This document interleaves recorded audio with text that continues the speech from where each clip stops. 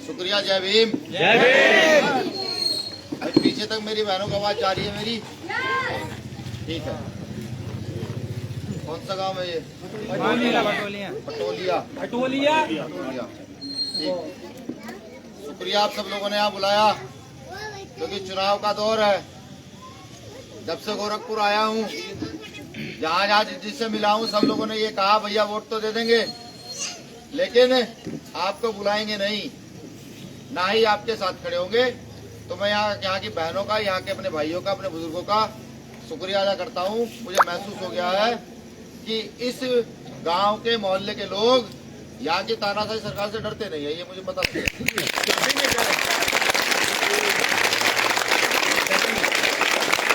तथागत गौतम बुद्ध, संतों में संत शिरोमणि सतगुरु रविदास जी महाराज, भगवान वाल्मीकि, संत कबीर, गुरु नानक देव, गुरु घासीदास, या वो तमाम संत जिन्होंने भारत की सरजमी पर पैदा होकर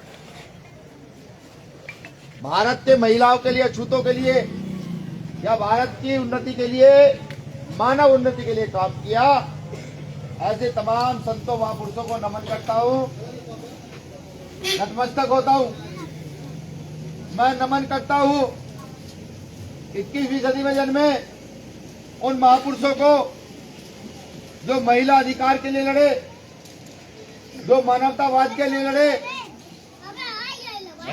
जो भारत का भविष्य कहे जाने वाले बच्चों के लिए लड़े, जिन्होंने लड़ाई लड़ी समान व्यवहार करने की, समानता का जीवन जीने की। छत्रपति साहू जी महाराज, फूले साहब, पेरियार साहब, डॉक्टर बाबा साहब अम्बेडकर, माता फातिमा शेख, माता सावित्रीबाई फूले, वह हमारे रहबर, हमारे गुरु, हमें राजनीति का सही मतलब समझाने वाले साहब मान्यवर काशीराम साहब को भी मैं नमन करता हूँ, नतमस्तक।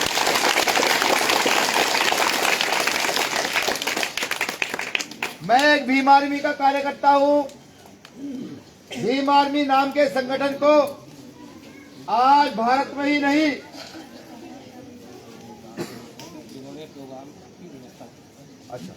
आज भारत में ही नहीं, अधिकतर आधे से ज्यादा विश्व में जाना जाता है,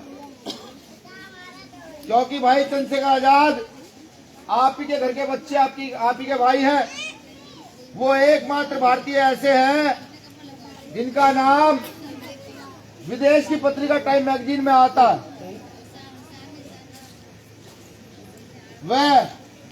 वो आज जहां तक मैं जान पाया हूं, साथ रहते हम लोग, मित्र भी हैं, काम करते हैं, मैं जान पाया हूं कि भारत में एकमात्र व्यक्ति ऐसे भी हैं कि जब किसी बेटी के साथ गलत होता है तो सबसे पहले पहुंचने का काम वही करते हैं।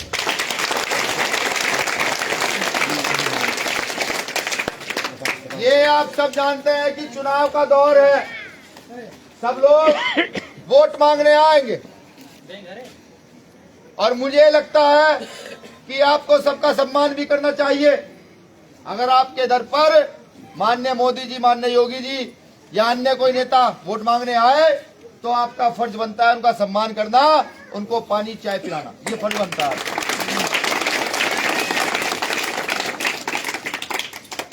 लेकिन मैं यहाँ आया हूँ, वोट मांगने नहीं आया हूँ, ना ये कहने आया हूँ कि आप भाई चंद्रशेखर आजाद को ही वोट दें। मैं तो सिर्फ ये बताने आया हूँ कि अब तक हमने इतना काम किया।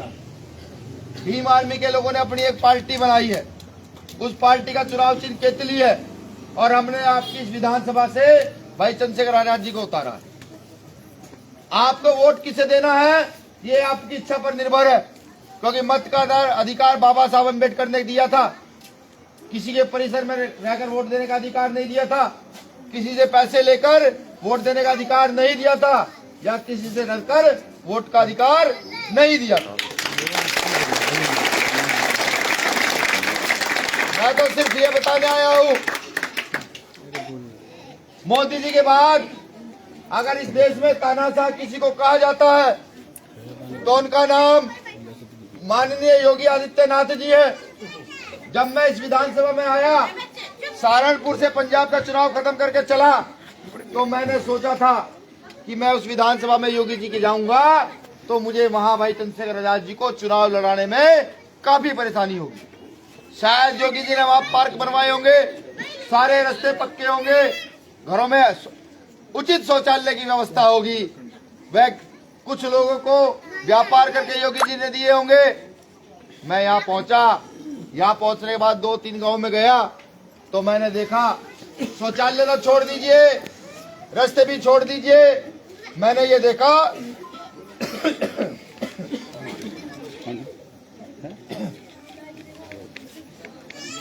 मैंने ये देखा कि अनुसूचित जाति, अनुसूचित जनजाति की जो बस्तियां हैं वहां पर कच्ची दारू का व्यापार चल रहा है और एक 15 साल का युवक, एक 25 साल का युवक, एक 20 साल का युवक उस कच्ची दारू पी करके अपना और अपने परिवार का नुकसान किया। ये मैंने यहाँ करके देखा।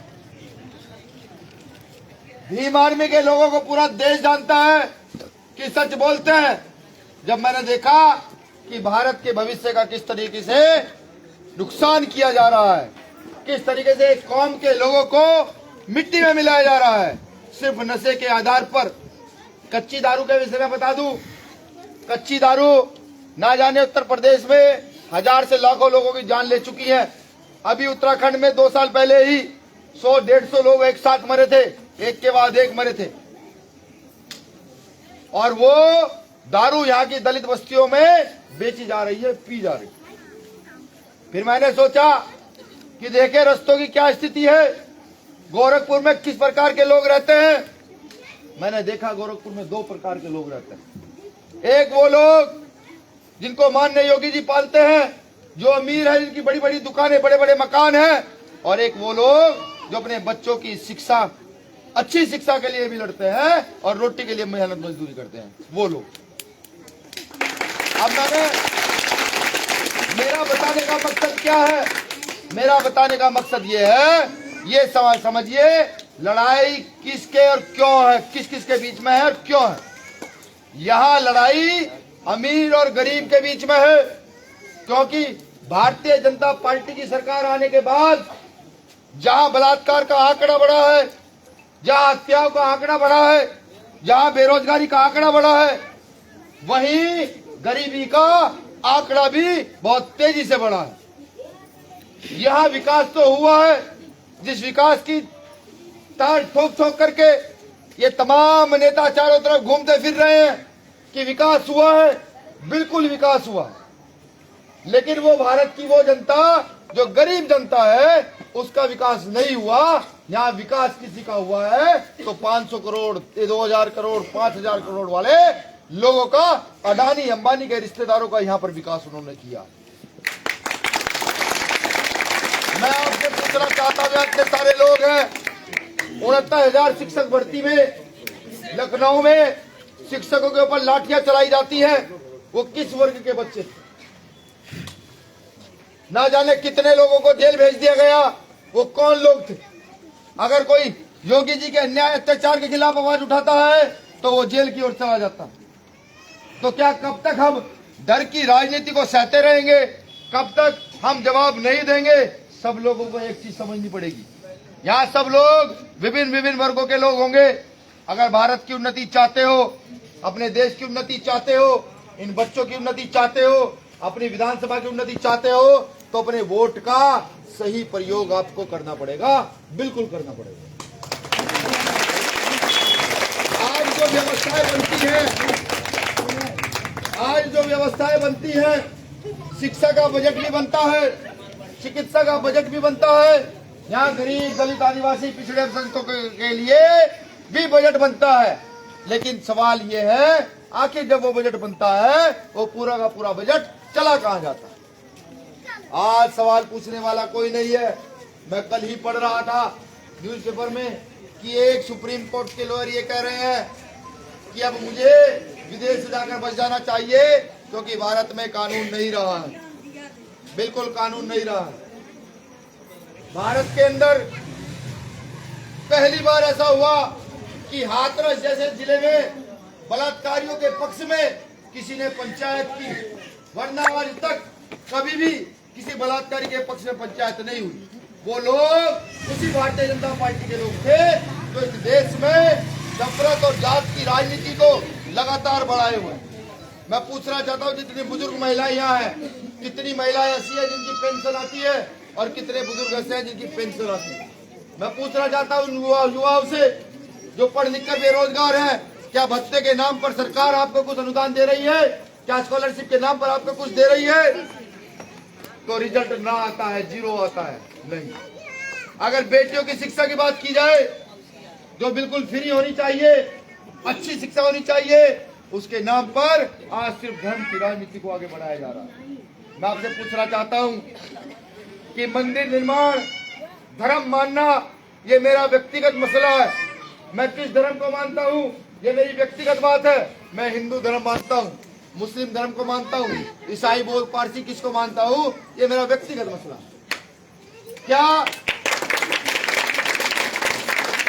क्या सिर्फ धर्म के मानने से व्यक्ति की उन्नति हो सकती है या फिर शिक्षित होकर व्यक्ति की उन्नति हो सकती है? इस सवाल का जवाब आप खोजिएगा। जो व्यक्ति शिक्षित होता है, जो किताबों की ओर बढ़ पड़ता है, जो सारे धर्म को जान पाता है, उसको सही में पता है धर्म का असली मतलब क्या होता है। लेकिन आज कुछ गुंडों ने धर्म के नाम पर लगातार या इस देश को पुनः तोड़ने का प्रयास किया गया है। हर समय उन लोगों को, जो लोग काम करते हैं, जो लोग लड़ाई करते हैं, उनको जेल डालने का काम किया जाता है। हमने बहुत मजबूती से पूरे क्षेत्र को परखने के बाद हमने अपना मैनिफेस्टो बनाया है। वो शायद साथी लाना भूल गए हैं, उसको पढ़िएगा। हर बहन के लिए उसमें व्यवस्था है, हर भाई के लिए, बेरोजगार के लिए व्यवस्था है, इन बच्चों के लिए व्यवस्था है, इसको जरूर पढ़िएगा। इसमें 22 कॉलम दिए गए हैं, 22 बातें हमने इसमें कही है। और जब से हमने मैनिफेस्टो लिखा है, भारतीय जनता पार्टी के कुछ लोगों ने इसकी कुछ चीजें चुराई, कुछ कांग्रेस के लोगों ने चुराई, कुछ समाजवादी पार्टी के लोगों ने इसमें से चीजें चुराकर अपने मैनिफेस्टो में डाली। समझिए, वोट कब किसको क्यों देना चाहिए। वोट उसको देना चाहिए जो आपके हित की, आपके विकास की बात कर सके, जो आपके बीच से निकल कर गए, उनको वोट देना चाहिए। हम लोग भी आप ही के परिवारों के लोग हैं। सहारनपुर में अगर आप हमारा घर देखोगे जाकर, तो पता लगेगा कि आप गोरखपुर का घर छोड़कर सहारनपुर के एक अपने घर में आकर के बस गए, ऐसा पता लगेगा। हम आप ही के बीच के लोग हैं, कोई नेता नहीं है, ना किसी अडानी अंबानी की औलाद है। हम वही गरीब परिवारों के लोग हैं। लेकिन हाँ, बाबा साहब अम्बेडकर को जानकर, शिक्षा हासिल कर अपने अधिकारों का पता लगा और उन अधिकारों के लिए जब से लड़ना शुरू किया, तो आज इस देश की राजनीति में, इस देश की सामाजिकता में एक अच्छी पहचान रखते हैं। जब कहीं नाम आता है, वो नाम न्याय के साथ आता है, वो नाम सिद्धांत के साथ आता है। तो मेरा आपसे निवेदन है कि मैंने पहले ही कहा, वोट नहीं मांगूंगा। वोट मांगना या वोट देना ये आपका अधिकार है, लेकिन जो वोट मांगने आए उससे ये जरूर पूछिएगा, जो पिछले वादे किए गए हैं, उन वादों का कहीं 1% तो दिखा दीजिए आपने क्या पूरा किया। आज वो महिला सुरक्षा की बात करते हैं, सबसे ज्यादा महिलाएं सुरक्षित कहीं हैं तो वो उत्तर प्रदेश के अंदर। उनसे पूछिएगा कि ये आपका जिला, आपकी विधानसभा है, ये पानी में क्यों डूबा रहता है। बरसात जब आती है तो मुझे जानकारी मिलेगी गोरखपुर के चारों ओर और गोरखपुर के गाँव में पानी में 3-3, 4-4 फुट डूबे रहते हैं। उनसे पूछिए, उनसे ये भी पूछिएगा कि ये आपकी विधानसभा है और आप यहाँ के मुख्यमंत्री हैं, आपने इस विधानसभा के कितने युवकों को रोजगार दिया, ये भी पूछिएगा। उनसे ये भी पूछिएगा, आप तो मुख्यमंत्री हैं, आपने यहाँ की बेटियों के लिए स्वरोजगार के लिए कितने लोन की व्यवस्था की है, उनसे ये भी पूछिए, बिल्कुल पूछिए। सवाल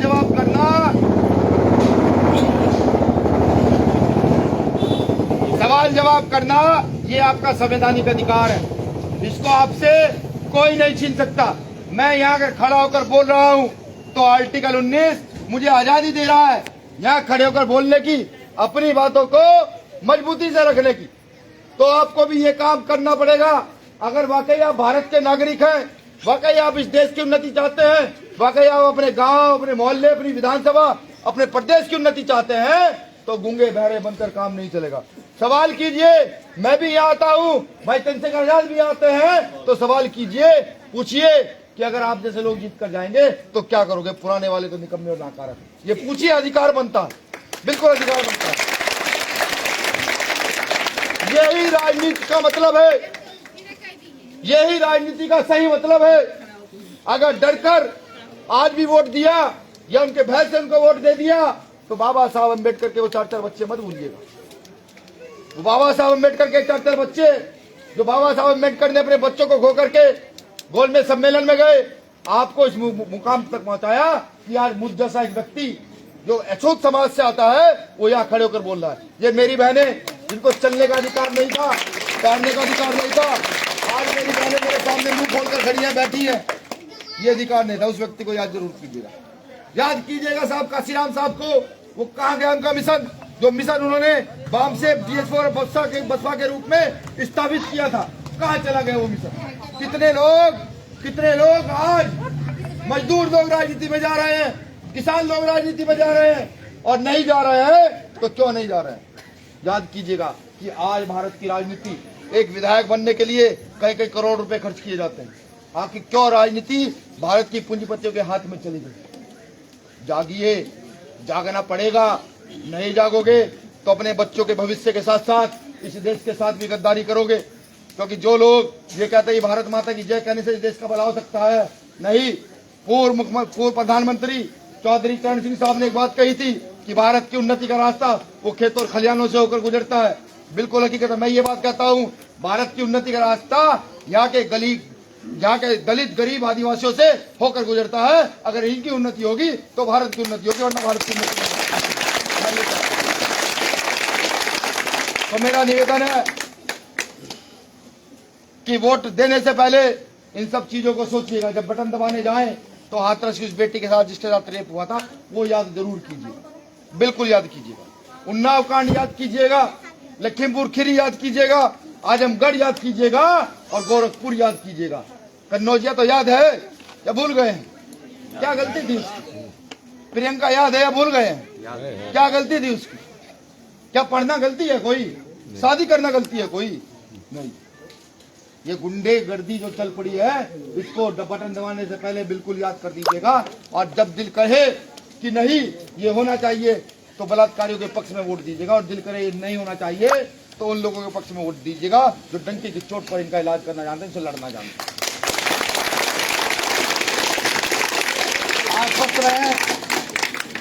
आश्वस्त रहे। मैंने जैसे पहले ही कहा कि वोट देना दे, कोई दिक्कत नहीं है। अगर चुनाव जीतकर भाई चंद्रशेखर आजाद जाते हैं तो यहाँ विधानसभा के अंदर सबसे पहले गरीबों की जो डिमांड है उनको विधानसभा स्पीकर को सुनना पड़ेगा, वरना विधानसभा चलेगी नहीं। ये बात ध्यान रखिए। और अगर नहीं, आपका आशीर्वाद भाई चंद्रशेखर आजाद जी को नहीं मिलता है, तो फिर भी गोरखपुर की गलियों में हम उतरेंगे। जब जब गलत होगा तब तब यहाँ की गलियों में उतरेंगे और माननीय मुख्यमंत्री और यहाँ के प्रधानमंत्री को चैलेंज करेंगे कि तुम गलत करोगे तो न्याय के लिए खड़े होने वाले लोग भी ना करें। तो मेरा निवेदन है कि अपना मत सोच समझकर प्रयोग कीजिए। किसको देना है वो सोचिए। अगर हमें देना चाहते होंगे तो दीजिएगा। केतली का निशान है, चंद्रशेखर भाई आपके प्रत्याशी है, वो शायद यहाँ नहीं आ सकते, काम इतना ज्यादा है, वो शायद यहाँ नहीं आ सकते। अगर आपका मन करे कि लड़ने वाले लोगों के कंधे मजबूत करें, एक गरीब के बेटे को ऊपर उठाकर खड़ा करे, अगर आपका मन करे कि आप अपने भाई को उठा करके खड़ा कर दे, आप अपने उस शेर को ताकत दे जो लड़ता है रात दिन, तो वोट की कर दीजिएगा। अन्यथा आपकी जहां मर्जी होगी वो वोट कीजिएगा, मेरे कहने से वोट मत दीजिएगा। मैं आभारी हूं जिन लोगों ने यहाँ बुलाया, उस टीम का। श्री सत्यनारायण राव जी अध्यक्ष है अम्बेडकर महासभा के, अम्बेडकर सेवा समिति, अम्बेडकर सेवा समिति के श्री जयंत प्रताप गौतम जी, ये भी कोषाध्यक्ष है। अम्बेडकर सेवा समिति के वीरू जी, रंजन जी, अंकित राव जी, राणा प्रताप सिंह जी, विशाल राव, लाला, अभिमान, रॉकी, रणवीर प्रताप सिंह, अखिल राव, सुरेंद्र कुमार राव, संजय कुमार राव, श्री रामकिशन जी, श्रीमती बर्फी देवी, जिला प्रभारी महिला मोर्चा BSP। मैं आप सबका शुक्रिया अदा करता हूँ। आपका बेटा हूँ, आपका भाई हूँ, पश्चिम उत्तर प्रदेश से चल कर आया हूँ। उधर की लैंग्वेज गंदी लैंग्वेज है, थोड़ा सा भाषा के शब्दों में जो है बैतू की ज्यादा ध्वनि होती है। अगर कोई शब्द मेरी मुंह से ऐसा निकला हो जो आपको बुरा लगा हो, उसके लिए हाथ जोड़कर आपसे मैं माफी चाहता हूँ, बिल्कुल माफी चाहता हूँ। भाई एक चीज और कहूंगा, अधिकारों के प्रति जागृत होना पड़ेगा, बिल्कुल खड़े होना पड़ेगा। आज नहीं तो कल होगे, आज नहीं तो कल होगे, बिल्कुल खड़ा होना पड़ेगा। या तो उन लोगों के साथ खड़े हो जाइए जो लोग लड़ते हैं, बिल्कुल। भीम आर्मी का अपना नियम है। भीम आर्मी प्रत्येक उस परिवार में जहाँ जो परिवार गरीबी का जीवन जी रहा है, उस एक परिवार में एक बहन को, एक बेटी को गोद लेगी, उसको भीम आर्मी का कार्यकर्ता पदाधिकारी बनाएगी, उसको पढ़ा लिखा करके इस देश की व्यवस्था समझाएगी। और इसमें नेता बनने की क्वालिटी होगी। गांव गली मोहल्लों में नेता बनाकर, अम्बेडकर नेता बनाकर खड़ा करने का हम लोगों का सपना है। ये जरूर चंद लाइनों से अपनी बात खत्म कर दूंगा, चंद लाइनों से अपनी बात खत्म कर दूंगा, गौर से सुनिएगा। अच्छा, एक चीज का जवाब दिए, जितनी बातें मैंने कही उससे कितने लोग सहमत? पता लगना चाहिए कितने लोग सहमत। सब सहमत है। अगर आपने ताकत दी ना, इन बच्चों के भविष्य की जिम्मेदारी हमारी होगी, बिल्कुल।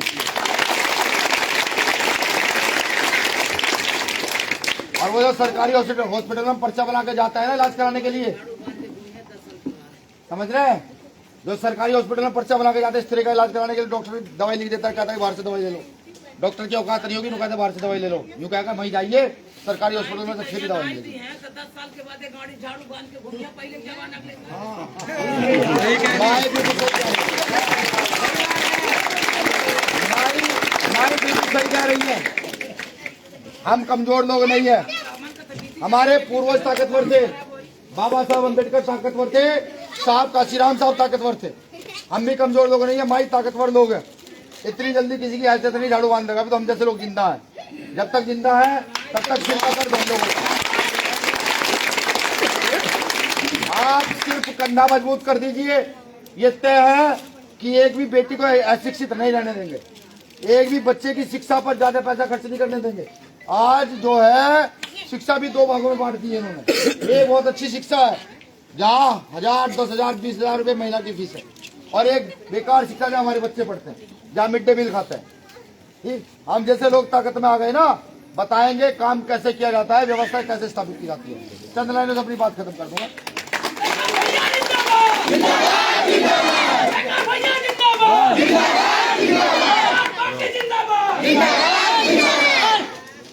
साथियों, फूल वही चुन पाते हैं जो कांटों से टकराते हैं। डॉक्टर ने बोलने के लिए मना किया था, बिल्कुल बिना माइक के बोलिएगा मत, गले में वरना दिक्कत हो जाएगी। दिक्कत हो गई है लग रहा है। फूल वही चुन पाते हैं जो कांटों से टकराते हैं। अधिकार मांगे नहीं जाते, अधिकार